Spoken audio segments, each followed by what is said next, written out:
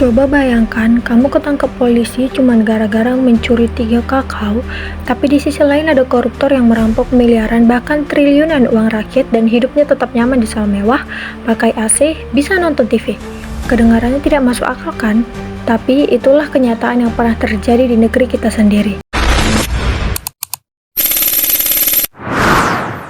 Halo semuanya, perkenalkan nama saya Gaby Natalia Butar-Butar. Saya mahasiswa program studi ilmu ekonomi A dari Universitas Negeri Medan. Kali ini saya akan membahas tentang sesuatu yang kelihatannya berat tapi sebenarnya dekat dengan kehidupan kita sehari-hari, yaitu penegakan hukum yang berkeadilan di Indonesia. Kalau kalian pernah merasa kok rasanya hukum di Indonesia ini perlakuannya beda-beda ya untuk tiap orang, nah kalian gak sendirian dan kali ini kita akan membahas tentang itu. Oke, sebelum kita masuk ke drama-drama hukum yang bikin gelang kepala, mari kita mulai bahas dari hal yang paling dasar dulu. Indonesia secara resmi adalah negara hukum. Bukan sekedar klaim, ini tercantum langsung di pasal 1 ayat 3 Undang-Undang Dasar 1945 yang berisi negara Indonesia adalah negara hukum. Artinya semua orang, rakyat biasa, pejabat, bahkan presiden sekalipun harus tunduk kepada hukum. Gak ada yang kebal. Konsep ini dalam bahasa Jerman disebut sebagai Rechtsstaat dan di dunia Anglo-Saxon dikenal sebagai Rule of Law. Prinsipnya sama, hukum itu di atas segalanya. Ada filsuf Romawi kuno namanya Cicero yang bilang, ubi societas ibi ius, artinya di mana ada masyarakat, di sana ada hukum. Dan memang betul, setiap komunitas manusia pasti punya aturan. Pertanyaannya bukan soal ada atau tidaknya hukum, tapi apakah hukum itu dijalankan dengan adil? Nah, sekarang kita masuk ke bagian yang paling penting.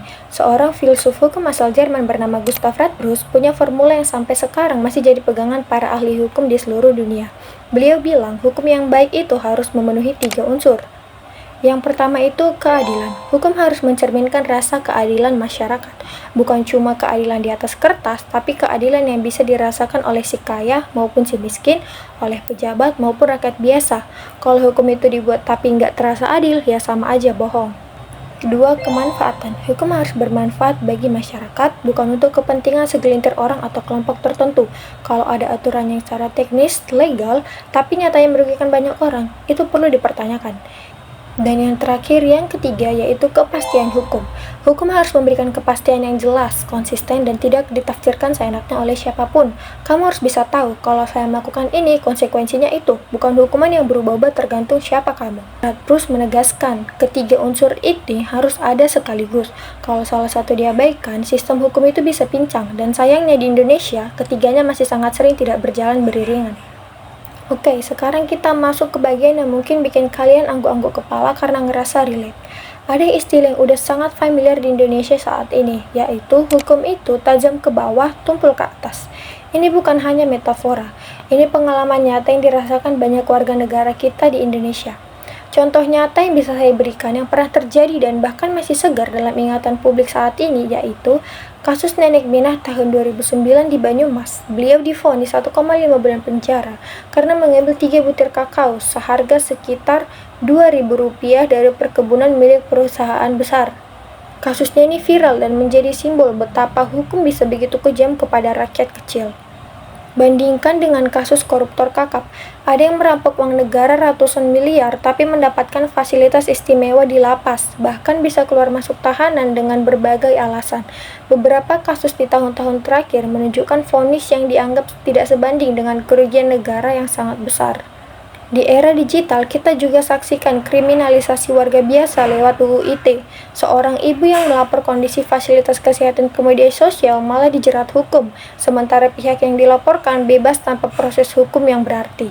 Ini bukan soal membenci hukum, ini soal menyadari bahwa prinsip equality before the law, persamaan di hadapan hukum yang dirumuskan oleh IVDC dan menjadi fondasi negara hukum maupun di dunia masih belum sepenuhnya kita wujudkan. Dan inilah yang harus kita jadikan renungan bersama. Lalu, siapa yang harus memastikan hukum itu berjalan? Di Indonesia, penegakan hukum itu ada di tangan 3 lembaga utama. Yang pertama, kepolisian, bertugas sebagai penyidik yang pertama kali menyelidiki suatu kasus. Yang kedua itu kejaksaan, bertugas sebagai penuntut umum, membawa kasus ke pengadilan. Dan yang ketiga itu kehakiman, yang memutuskan dan berdasarkan Undang-Undang Nomor 48 Tahun 2009, kekuasaan kehakiman harus merdeka, bebas dari intervensi eksklusif maupun legislatif. Di atas itu semua ada juga lembaga seperti Komisi Pemberantasan Korupsi, Komisi Yudisial, dan Mahkamah Konstitusi yang punya peran penting dalam menjaga integritas sistem hukum kita. Sistem ini kalau jalan dengan benar mestinya bisa memberikan keadilan kepada semua orang.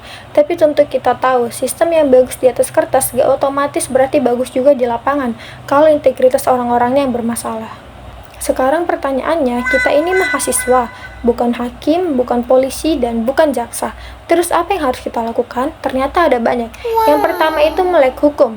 Tahu hak dan kewajiban kita sebagai warga negara, karena hukum yang tidak dipahami dengan baik mudah dimanfaatkan oleh pihak yang tidak bertanggung jawab. Yang kedua itu berani melapor. Kalau kita menyaksikan ketidakadilan, gunakan saluran yang ada seperti lapor.go.id, ombudsman, atau LSM hukum seperti LBH. Jangan diam karena merasa tidak berdaya. Yang ketiga itu tidak koruptif dari hal kecil.